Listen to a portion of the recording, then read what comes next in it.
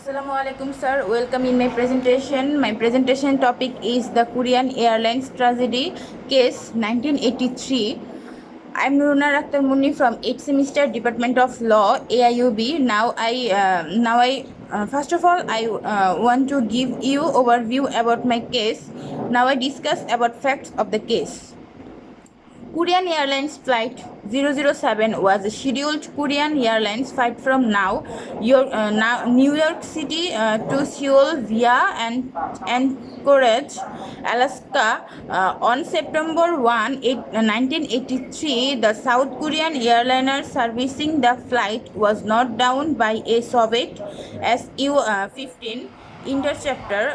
The Wing 747 airliner was en route from Anchorage to Seoul, but due to a navigational mistake made by the KAL crew, the airliner deviated from its original planned route and flew through Soviet prohibited airlines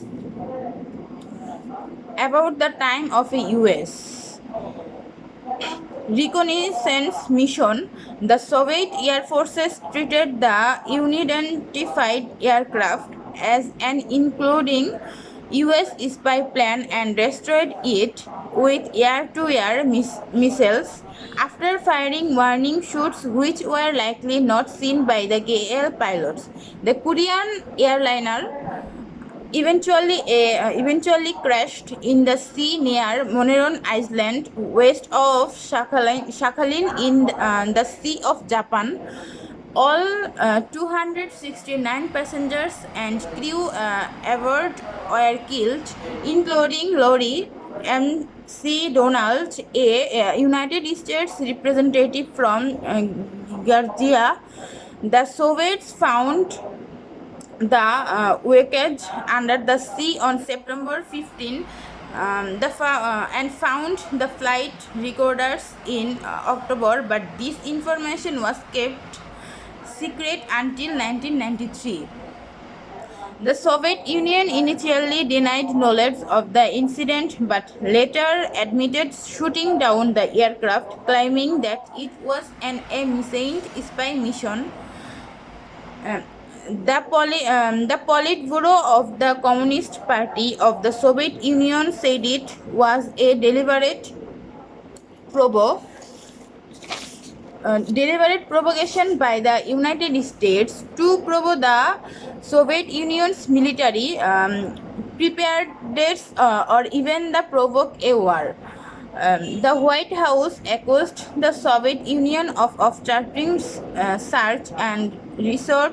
The Soviet Armed Forces supports evidence showed by the International Civil Aviation Organization investing actions such as the flight recorders, which were related 10 years later after the dissolution of the Soviet Union. The incident was one of the most tense moments of the Cold War and resulted in an escalation of anti-Soviet sentiment, particularly in the United States. As a result of the incident, the United States altered tracking procedures for aircraft departing from Alaska. The interface of the autopilot used airlines was redesigned to make it more ergonomic.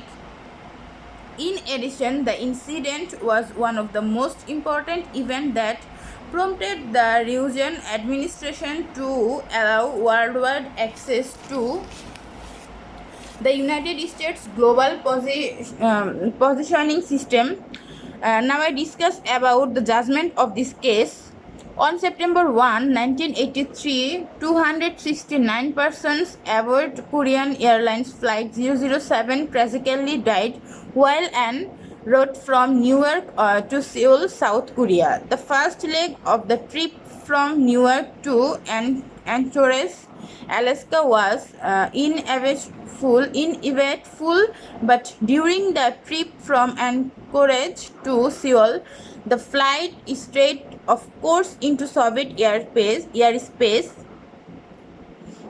and Soviet military aircraft shoot it down over the Sea of Japan. Many of dissidents' representatives flight suits against several defendants as a result of prior decisions of this court. Korean Airlines is the sole remaining defendant. 1136 currently before the court are two motions which have been brought by KAL. First, KAL has moved for partial summary judgment, dismissing plaintiffs' complaints insofar as they seek damages against KAL in excess of 5,000 for each passenger's death.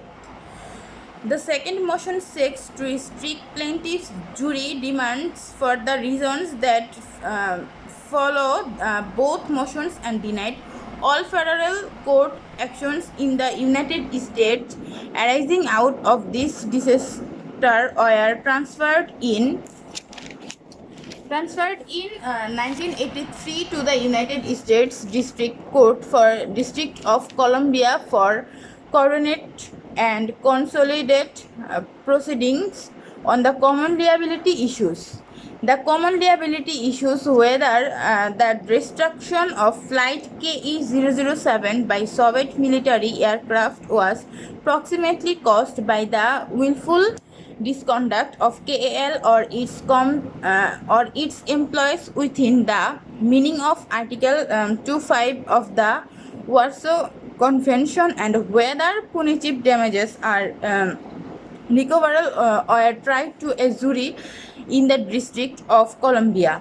The jury returned a verdict finding that the downing of flight KE-007 and the deaths of all on board were proximately caused by the willful misconduct of the flight crew of flight KE-007 and assessed punitive damages against KAL. In individual compensatory damages were to be separate determined to the Court of Appeals for the District of Columbia Circuit upheld the jury finding of willful misconduct. However, it vacated of punitive damage award, holding that the Warsaw Convention doesn't permit the recovery of punitive damages. Plaintiffs and KAL each filed a petition for a writ of certiorari. Both petitions were denied by the United States Supreme Court on December 2, 1991. The common liability issues having been determined, the existence of Article 225 willful misconduct, which lifts the otherwise 1,077 applicable 75,000 cap on damages in airline crashes and the non-recoverability of punitive damages. These cases were remanded by the Judicial Panel on Multi-District litigation to the original transferor courts for trial of issues relating of compensatory damages and by whom recoverable.